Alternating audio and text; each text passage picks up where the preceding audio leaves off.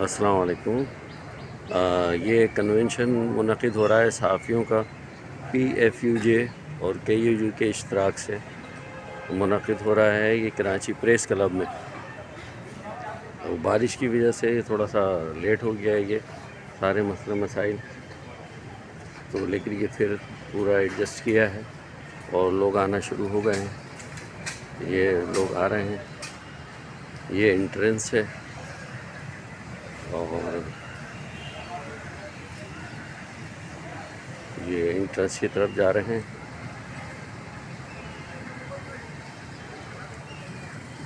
یہ ریسیپشن ہے، یہاں پہ جرنلسٹ اور نان جرنلسٹ ان کی انٹری ہو رہی ہے، سگنیچر وغیرہ سب لیے جا رہے ہیں۔ یہ دیکھیے، یہ بالکل یہ صحیح ہے، یہ آ رہے ہیں، یہ بینرز وغیرہ لگ گئے ہیں، یہ دیکھ لیجیے گا، یہ سارا انتظام ہے۔ اور یہ دیکھ رہے ہیں آپ، یہ چاروں طرف یہ سارا ہے انتظام۔